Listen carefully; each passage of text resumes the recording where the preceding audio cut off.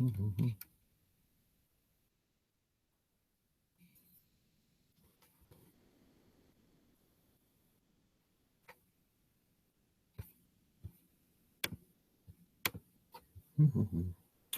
yeah. Looks like we're rocking now. So for those of you that are early, that's excellent. I appreciate that. We got about 10 minutes to go. So if you want, I can tell you a joke, or we can just wait in silence till we get started. But I wanted to make sure that everybody had enough time to get settled in, got your popcorn. I just finished at the gym, so I would love some more food right now, but I've got broccoli to eat and some water. So, just eating real healthy today. Apologize for any feedback that may come up, but we'll get that rectified.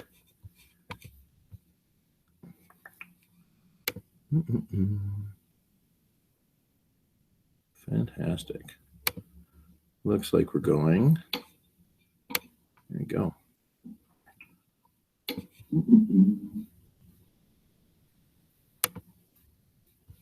Perfect. So I'll eat that.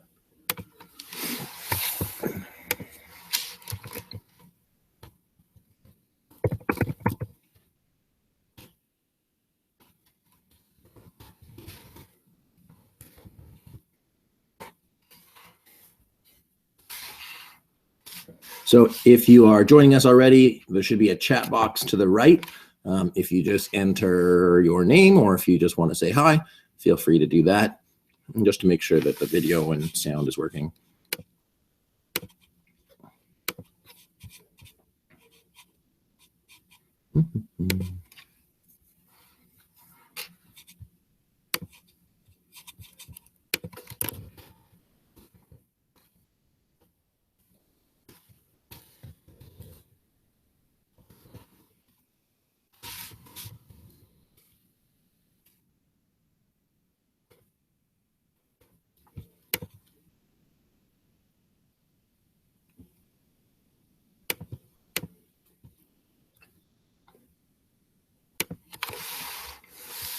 Fantastic.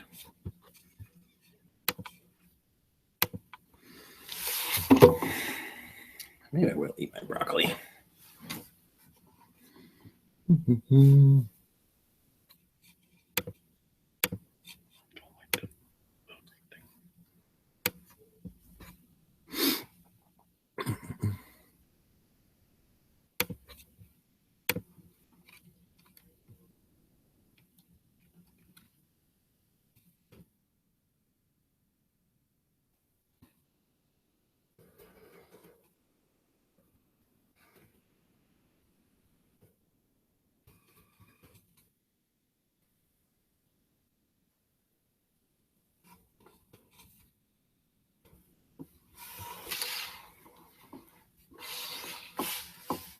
So you never really know what to do in this blank time. I usually tell jokes, but I think most of my jokes I do a lot of puns. So there's one person watching right now. And so I won't tell you any terrible puns, but maybe I'll save it for later. But I hope you're having a great day so far.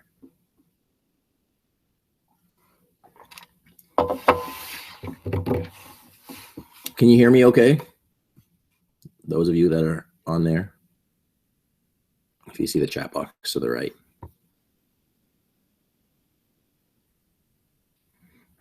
And if you're also wondering why I keep looking up at the sky, it's because I have one screen up there and then I have one screen up here, and it helps me manage all of my things.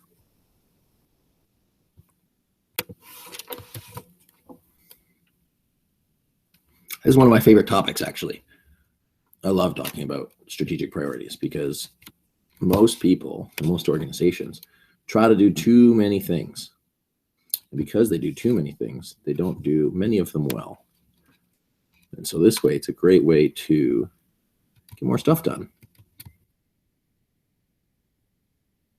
It's all about focus. Focus not only at the management level, but focus getting your team on the same page. And being able to communicate all of that effectively. last time I did this recording, which was maybe 6 weeks ago, I did the whole webinar without sharing my screen, and nobody told me. So if you can see the screen and see my PowerPoint, that would be great to avoid same embarrassment that I had the last time, because it was pretty embarrassing. I'll have to make sure that works this time. Excellent.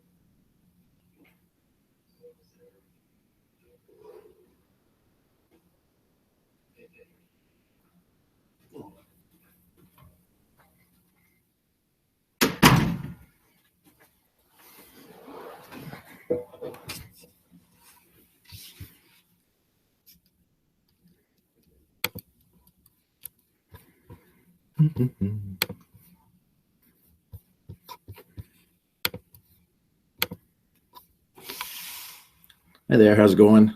Those of you out there, hope you're doing great today.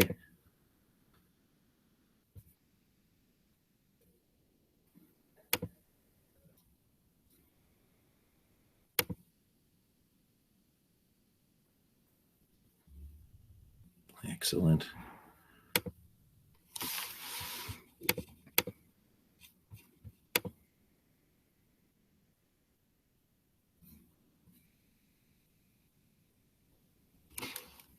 Perfect, and everybody can hear me out there. Wonderful.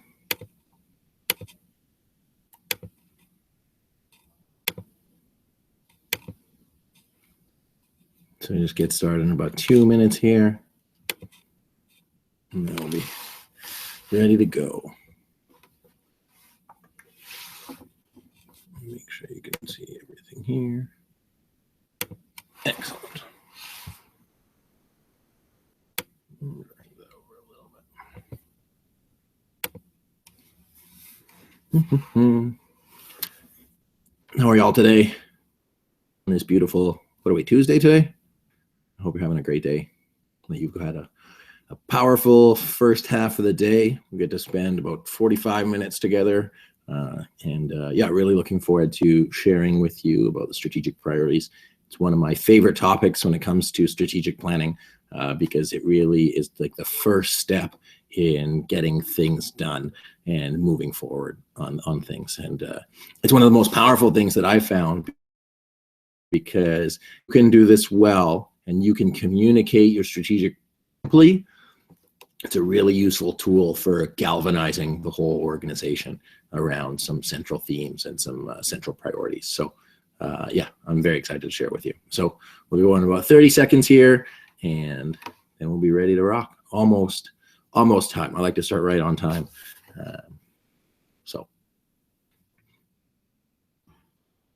And if you can hear me, just put your name on the side so I know that I have you and that my screen's working and that everything's good.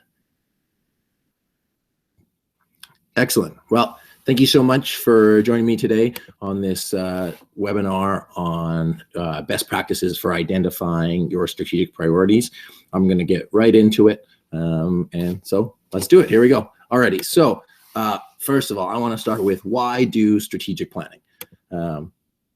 There's a lot of reasons for it, but one, to focus your resources on the things that are going to have the most impact for your organization, instead of focusing on things that won't move you forward. There we go. Perfect. To give you sense of purpose and direction for your staff. That's one of the most important parts, is being able to tell your people what they need to do so they know why they're coming to work and what purpose them being there has and what they're going to try to accomplish. Not be surprised by or suffer from events that happen outside your organization. Okay, so strategic planning will help you plan for the future, as well as hedge your risk and hedge your bets for bad things, as well as take advantage of opportunities that might come your way. So some of the learning outcomes, some of the things that I promised today. So I'm going to help you identify best alternatives for you and your team, to be able to prioritize different strategic initiatives, to be able to measure and manage progress against goals. So we talk about KPIs, and have a deeper understanding of the strategic planning process as a whole, and how it can help your organization if implemented correctly. So that's what I promised you, and that's what I'm going to deliver. So a bit about me. I'm the managing partner at SME Strategy. So what we do is we work with organizations to help them with their strategic planning process, and we facilitate the development of their strategic plan. I'm an entrepreneur. I've written a book on entrepreneurship, and I also speak on leadership, entrepreneurship, and strategic planning. I love soccer. I'm a big soccer fan. Season ticket here in my hometown. And one of my life goals is to visit all 30 Major League Baseball stadiums. So I'm at 7 so far. And then I started SME Strategy after a business partner ripped me off, and I wanted to help entrepreneurs with the things that they don't know. So now, as a consulting firm, really we do strategic planning to help businesses with the things that they don't know. So it's really rewarding. I love it, and I'm really grateful to be sharing with you today on this. So what are strategic priorities? They're overarching activities that will help your team with their everyday activities, and then any additional responsibilities that you want to focus on. So I know that everybody's got teams that have full calendars. Everybody's working 40, 50, 60 hours a week, and your time is already full. Now, if you have a priority, it basically just means that you're going to shift a bit of that time into things that are going to make the organization move forward. Strategy, in its nature, is making trade-offs and choices. So we're going to share how to make those trade-offs and choices in the things that are going to help your organization move forward in the most effective manner. All right, so why are they important? It makes your strategy easy to understand and easy to communicate to your team and stakeholders. So a lot of people might have a strategic plan, or a lot of organizations like yours might have a strategic plan, but if everybody else in your organization doesn't know what that plan is, then they're just coming to work unsure of what they need to be doing and where they need to be focusing. So it's super important to be able to communicate that plan with your team and your stakeholders. So what I write there is, think of New Year's resolutions. I'm going to exercise more. I'm going to drink less. I'm going to run 10 miles a week. They're just really easy to understand things that people, oh yeah, I get that. I understand it, it's clear, and I can visualize it, and it makes sense. That's what we're trying to achieve here with strategic priorities. It's just a way to explain the things you need to focus on. So part of the process. So at SME Strategy, we've developed a process called Aligned Strategy Development, and I'm going to walk you through that process today. And then creating and identifying priorities is part of a holistic process to create and implement the strategic plan. You can use any methodology you want as long as you get stuff done. But this is what we're going to share and the best practices we've found with all of our clients, SMEs, government, and nonprofits. So now let's get into it. The first step, look at your vision and mission. What priorities, what things are going to make the most impact on you achieving your vision and fulfilling on your mission? A mission, put another way, is your purpose. Why does your organization exist? What is it around to do? Your strategic priorities should help you fulfill your purpose and move you closer to your vision. If it doesn't do those things, don't do them. But we'll get further into that later on this afternoon. So this is what we use as a strategic planning pyramid. And so if you see here, we got the vision at the top. So everything is guided by the vision. You have the mission, which is your purpose. And then today we're going to talk about objectives or strategic priorities. Those are the things that you're going to focus your energy on, the stuff that you can measure, and then what you're going to implement to move your organization forward.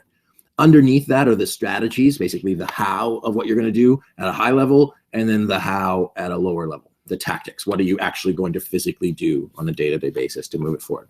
But for now, we're going to focus on the objectives, and then attached with these objectives are KPIs. So, like I mentioned, strategic priorities are part of a process.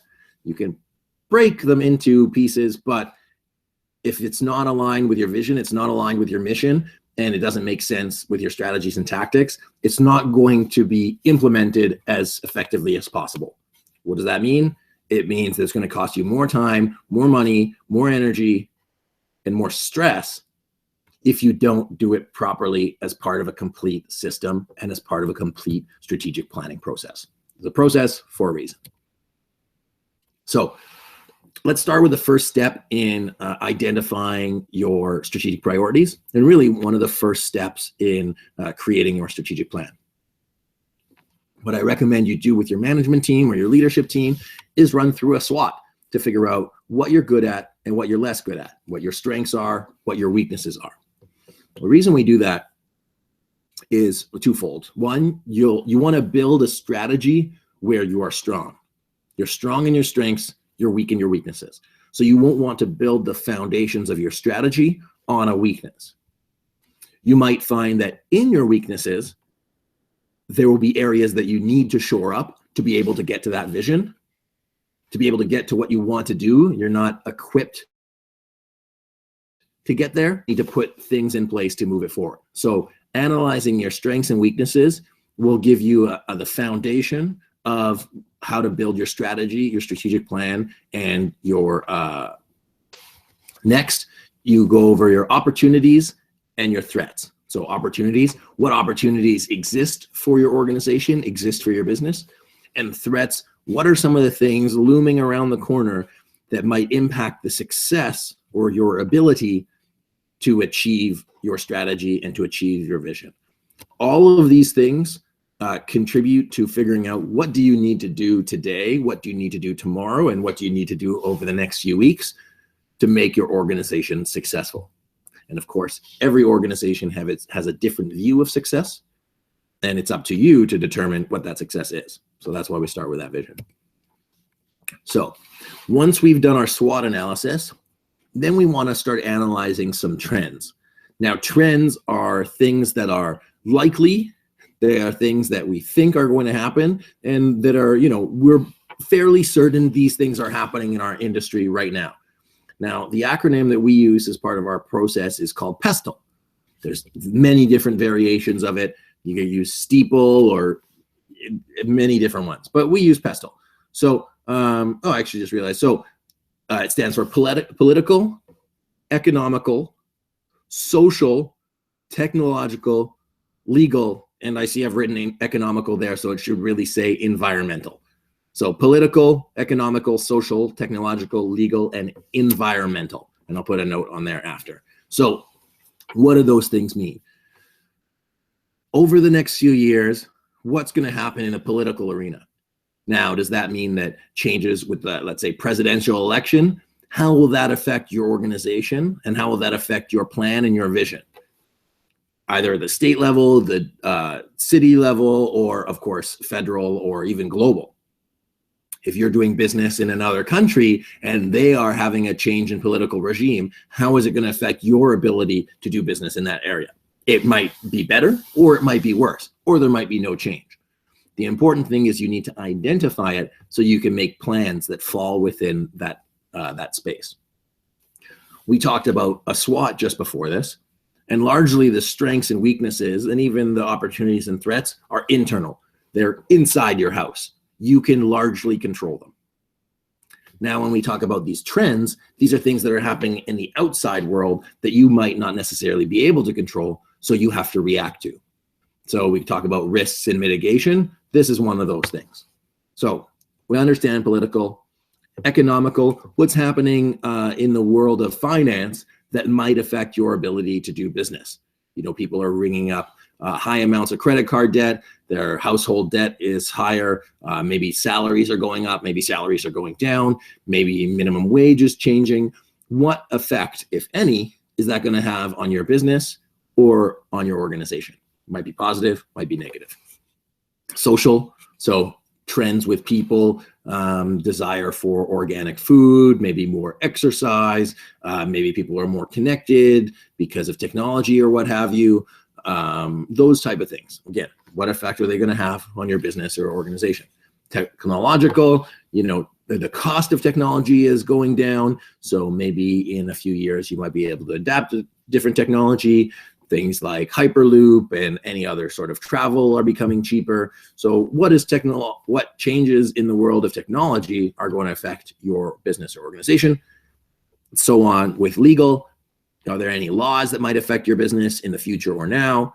And then environmental. So we talk about global warming and climate change. How are trends in this arena going to affect your organization and your ability to achieve your vision and your mission? All you need to do is be aware of it, because if you're not aware of it, you're going to get caught by surprise, and it's going to cost you time and money to react. As an organization, do you want to be proactive or reactive? So this is our strategic planning pyramid that we use at SME Strategy. And the reason it looks like this, we talked about our vision, we talked about our mission, what is your company purpose, and then now is when we're going to start identifying strategic priorities that are going to help you achieve your mission and achieve your vision. When we look at the goals, then we're going to attach a KPI to them, and at the end of the day, it's what's going to move the needle on the vision. Okay, so if the vision is 100%, you want to figure out how you're going to move progressively towards it to accomplish it. And then we talk about specific objectives and initiatives, and those are the things that you're going to do to move the needle on these objectives. So, how do you determine the best strategic priorities? So, there's a few ways you can do it, and here's a few that are outlined. So, you want to know what people care about? Ask them. So, I'll talk about this a bit later, but you got to realize that your organization is made up of people that have decisions, and they make decisions every day.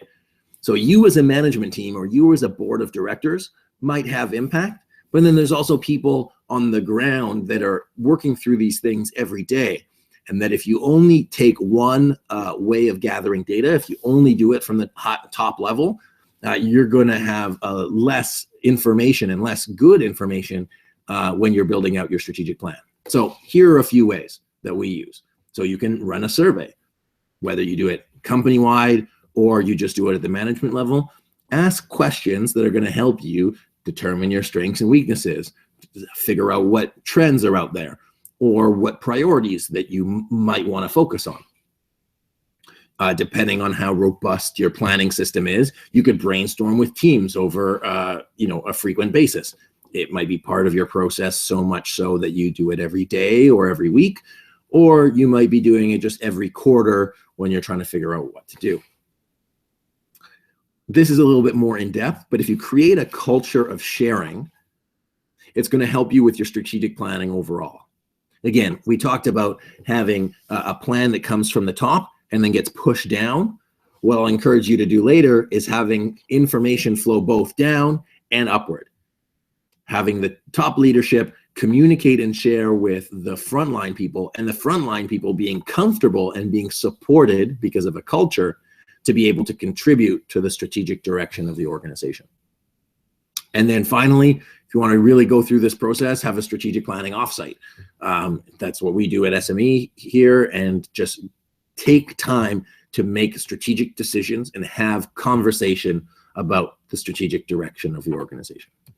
So here are two of the questions that we ask as part of our survey process. If you had to pick one goal or target for us to hit over the next 12 to 24 months, what would it be? The reason we ask that question is if you ask everybody in your organization, where do you think we should put our priorities? It's really putting your money where your mouth is. So if you could pick one goal or one target that would move the organization forward, what would it be? And out of all the organizations that I've worked with, I have yet to see everybody have the same answer. And that's what's so interesting, that different people on different levels of the team and in different responsibilities will all have a different strategic priority. What you have to do as a management team or as a leadership team is distill all that information and prioritize where you need to put your money and put your energy so that you can move closer to your mission and vision faster. And that's why we talk about getting alignment with your priorities and your vision, and then alignment with your people so that everybody's on the same page as far as where the organization's going. So if you had to pick one goal or target for us to hit over the next 12 to 24 months, what would it be? I encourage you to just ask your people that. You'll be surprised and happy to see what comes back. Next, and this is a little bit more abstract, if you had 3 wishes that would make your job better or make the company better, if you had 3 wishes that would make your job better or make the company better, what would they be? Again, these are the people you're asking, the people that are in the trenches every single day, running your organization and implementing the strategies that you create. So if you ask them what they think and they give you good feedback back, it shows that you actually care about their job and their work, which means you're going to have a more engaged workforce, which means that really you're going to get more out of them. And that's why you invest in people, so that you can get a better return or get more productivity. And if they feel like you care, you really need to care. If they feel like you care, they're going to give you everything they have. It's not going to become just a job. They're going to be passionate about coming to work. They're going to want to contribute. They're going to want to stay late. They're going to want to be able to move everything forward. And that's what makes my job super rewarding, is being able to get organizations to that place from a culture standpoint where everybody is wanting to be in the right place. So excellent. So excellent. Oh, wonderful. Hi, Denny. So the important side note that I was just talking about, your organization is made up of people, okay? People that come to work, they have a job, they're coming for a purpose, and they're not just a paycheck. They're people who are leaving their families to work. And you have a choice. You can either find a job, the person can get a job just for the sake of having a job, or they can come to work for a company that they're passionate about, or an organization they're passionate about, that they care about contributing to. They also have feelings. There's a lot of talk about the value of HR these days as a role. So HR in the past was more of a function to fill out forms and make sure people got the information.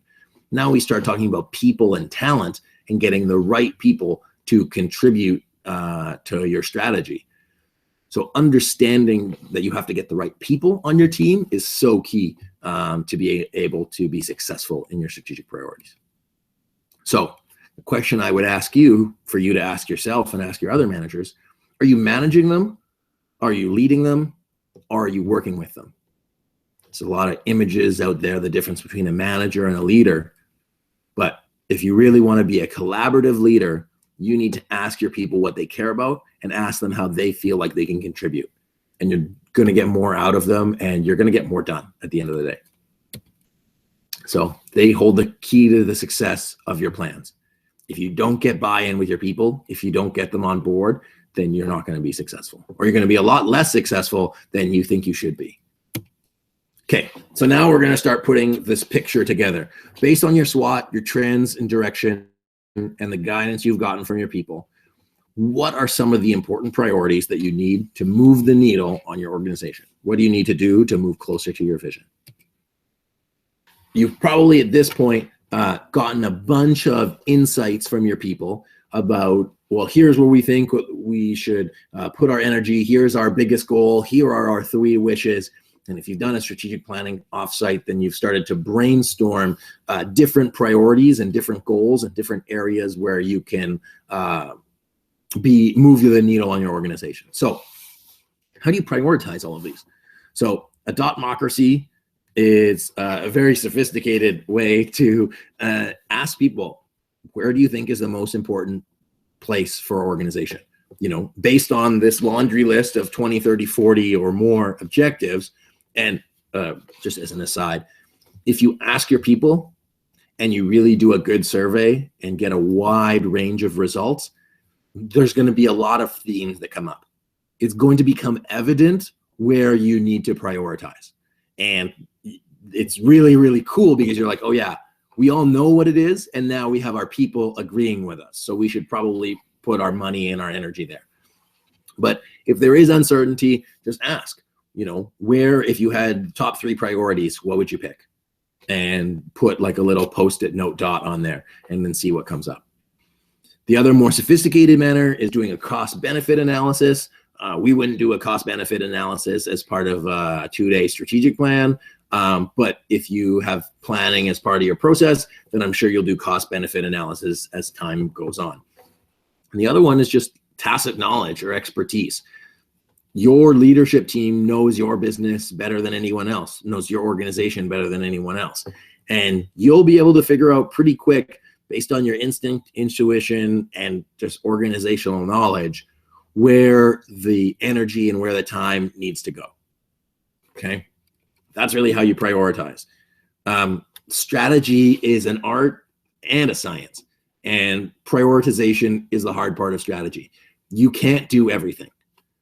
And so prioritization, really figuring out, you know, where you're going to get the best bang for your buck moving forward on your strategy. And unfortunately, there is no right answer. There's what you think is the right answer, but there's no 100% correct answer. So measurements. What other measures would contribute to that larger goal?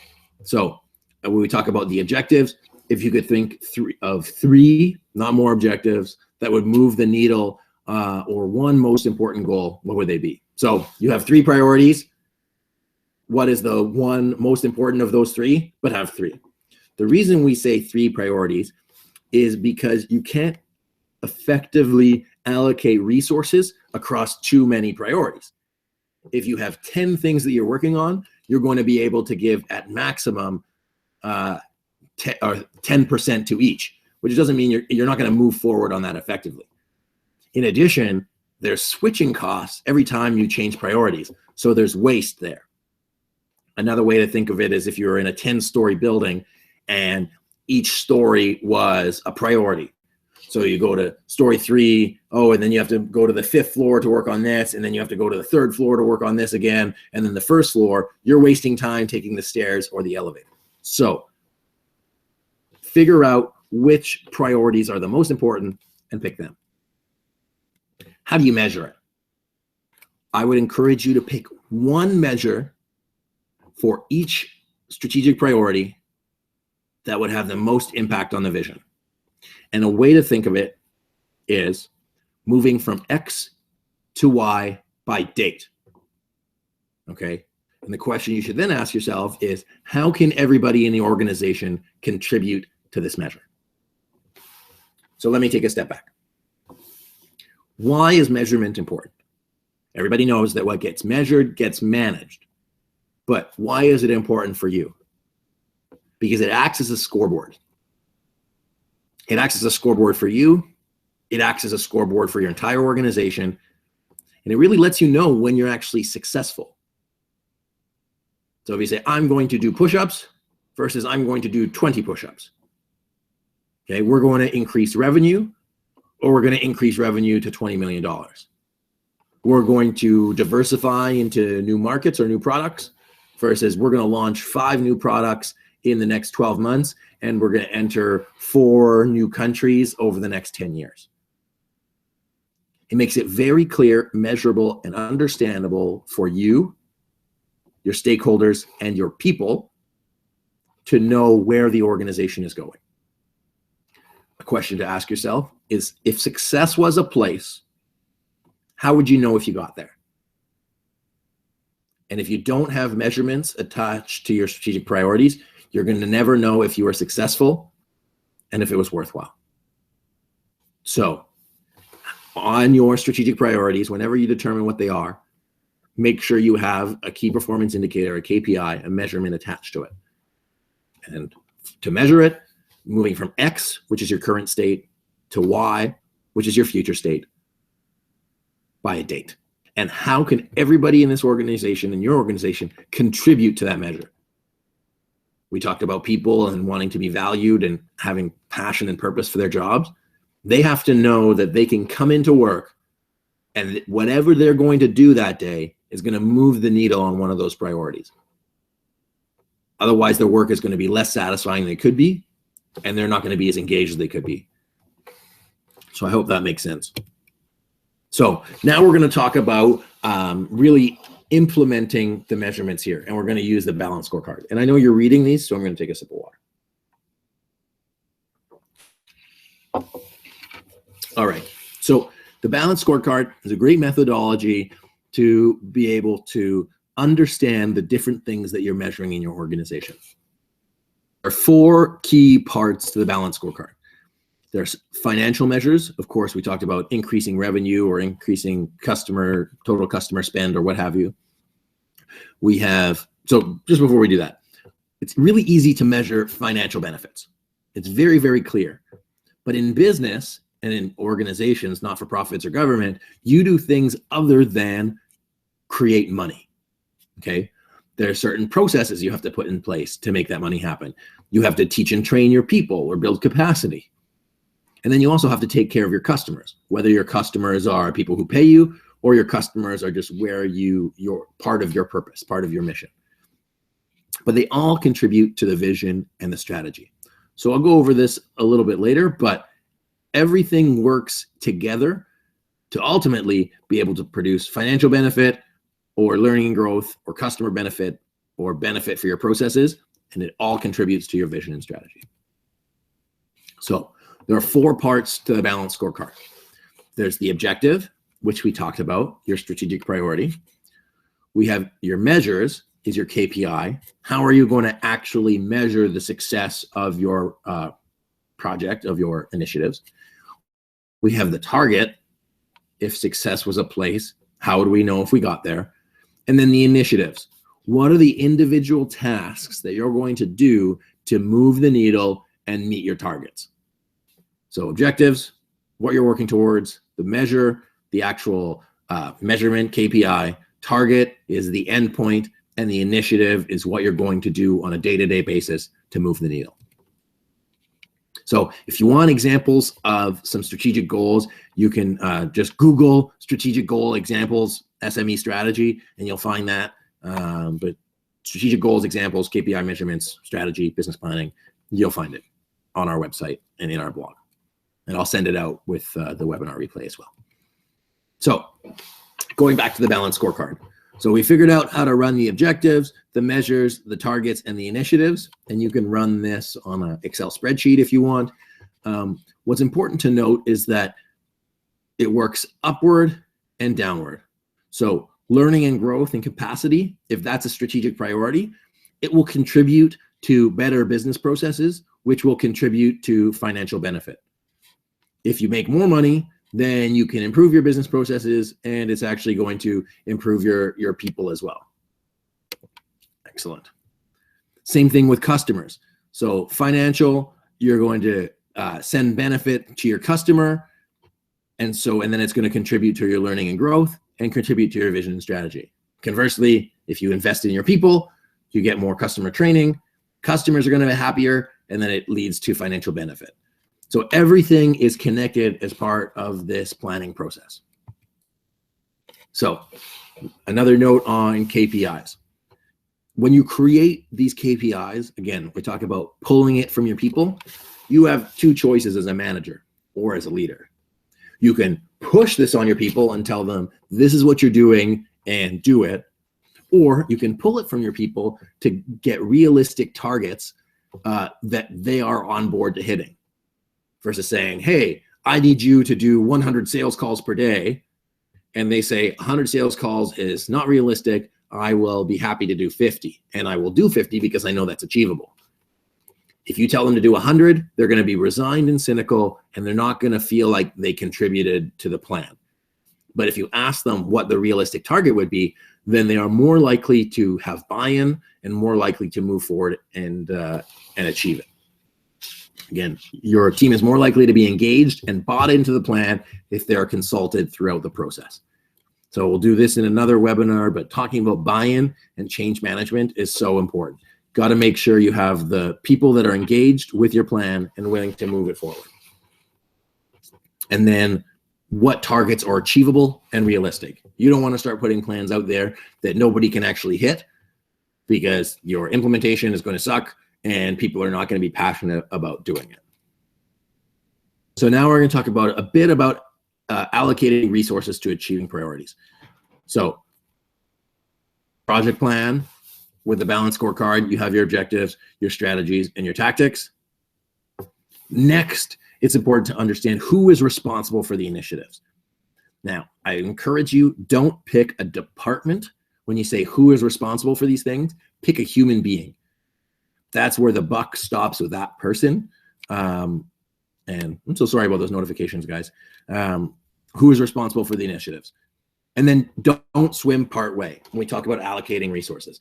Once you have your objective, once you have your project plan, and once you know where you want to go and what you need to do, it's important to give enough resources for that plan to be successful.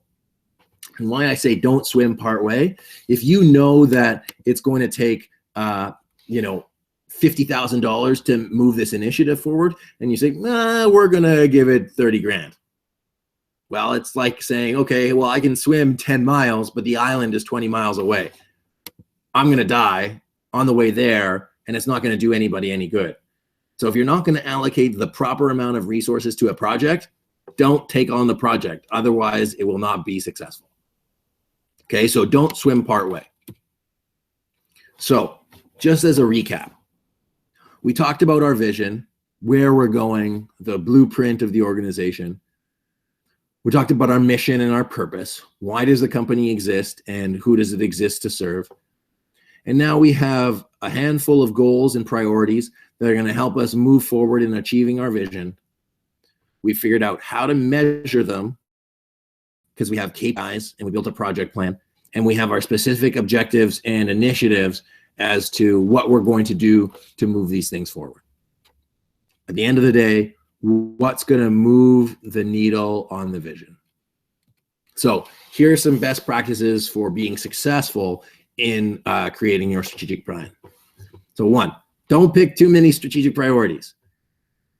Too many priorities already, then it's going to be really hard to actually implement them. As I mentioned earlier, if you have 10 priorities, you have none. We recommend having 3 to 4 priorities, and once you've met those goals, then move on to something else. But it's like explaining somebody, you know how on my PowerPoint, I say, oh, there's 3 points for each. Do this, and do this. Same way with your people. If you tell them we're going to focus on this, we're going to focus on this, and we're going to focus on this, they can remember that. Versus focus on this, and then this, and this, and this, and this, and this, and this, and this, and this, and this. They're not going to know what the hell to do, and they're not going to do anything. Keep a handful of priorities and make it easy to communicate. So now we're going to talk about actions. What can you do right now to move this forward? So get the ball rolling with easy wins. Once you have your project plan, figure out what you can do to move the needle forward right away and show people that there's progress. Getting easy wins is key to making sure that people get on board with your plan. But if they see you've created a strategic plan or strategic priorities and then nothing happens, they're going to get resigned. They're going to say, oh, this is just another one of those things that management's cooped up. It's going to pass in a little while, and I'm not going to bother getting involved with it because, nothing's going to happen. You need to get action, and you need to get easy wins so people see that the ball is rolling. Take your team and plan 30, 60, 90-day targets. Depending on your planning cycle, you might have a 5-year vision, a 10-year vision, or a 25-year vision, but just focus on what you can do in 30 days, and then 60 days, and 90 days. And that's how you're going to get those easy wins. That's going to get people galvanized around your plan and around your strategic priorities. And then again, who is responsible for the success of the initiative? Assign it to a human being because it will be their responsibility to take it on. Don't assign it to somebody because nothing will get done if it's somebody's responsibility. But if the buck stops with a human being, then you will be more successful in achieving that. And then the other thing I encourage you to do is look up the Kotter change model. And we talked about change management. The Kotter change model will be extremely helpful for you. So talk about communicating. If you are a leader here or you are the CEO, then you have to communicate to your management, and then your management will communicate the message down to their people, and they will be the ones who are going to share the plan. But it can't be like broken telephone. If it's like broken telephone, then people are going to get confused because if you're the CEO, you need to tell the management, and the management needs to tell their managers that need to tell their frontline people. And everybody needs to be clear on what the plan is and what the strategic priorities are. And if you notice, the arrows go both ways. So that's that difference between the push and the pull. Communication has to go from CEO down to the employees. And then the management team also needs to listen to employees to know what to focus on as well. So how do you communicate your plan? There's a few ways you can do that. You can do that through text. So if you write a document, a big plan, you can do it through audio. If you want to send out a message or MP3 to your team or a recording, you could send out a video message to let people know what the strategic planning priorities are. You can have meetings, as we discussed. You can do strategic planning meetings. You can have offsites. You can have a daily scrum. You can pretty much do anything as long as you're communicating how far the organization is going or where it's going, what it needs to focus on, what the strategic plan is.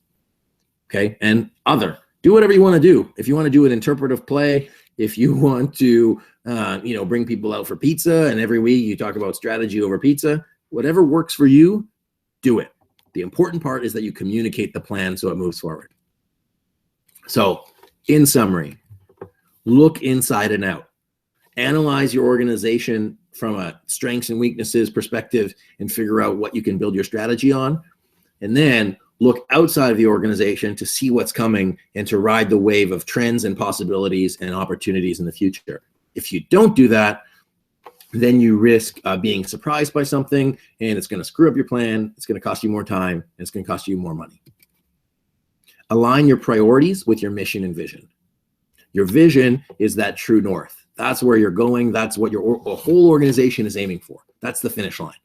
So if your priorities aren't aligned with your mission and vision, then you're wasting time, you're wasting money. Make goals that everybody can contribute to. Galvanize your team. It's going to make everybody more effective, and you're going to move forward faster. But if the people on your organization don't know how they contribute to the success of what you're doing, then they're not going to. And you're just not getting as much out of your people as possible. And finally, make the priorities simple to understand, simple to explain, and simple to measure. Again, everybody needs to be bought in with a plan so they know how they can contribute and how they can move it forward. And then you're going to have to communicate the plan so that everybody understands where the team is at and where they're going. So make the priorities simple to understand, simple to explain, and simple to measure. And that's why we say focus on a handful instead of too many. Don't do too much. You're going to waste time, you're going to waste money, and it's going to be stressful. So keep it simple, move it forward, and continually be aiming at your vision get those strategic priorities done, and then move on to something else. You're going to create a culture of high performance. Your people are going to be happy to come to work, and they're going to be more bought in with what you're doing if they see real progress and real change. If they come to work every day and nothing happens and nothing changes, they're going to be cynical and resigned, and they're not going to get a lot done. So I hope that helps you build the foundations for strategic planning and for picking strategic priorities in your organization. And I really look forward to sharing with you on our next webinar. One thing I'll mention before we leave today, that we also have a strategic planning course, which is 5 hours of content. So it runs through the whole strategic planning process, and we include all of our tools as part of that toolkit. If you buy basically within the next 24 hours, then you'll get a one-on-one consultation with me to talk about your organization and your strategic priorities so that you make the most of the course and make the most of your strategic planning process. On top of that, the course is actually only $295, which is a crazy deal. And it'll walk you through the entire strategic planning process and how to run a 2-day strategy session with your team. So with that, I'd be happy to answer any questions you might have. There's a chat box to the right. I'll stay on for a few minutes here, but if anybody has any questions that they'd like answered, please just write it in the chat box on the right there. Otherwise, I hope you have a fantastic rest of the day, and I look forward to sharing more with you on the website and through all of our tools and training. So cheers. Thank you so much, everyone.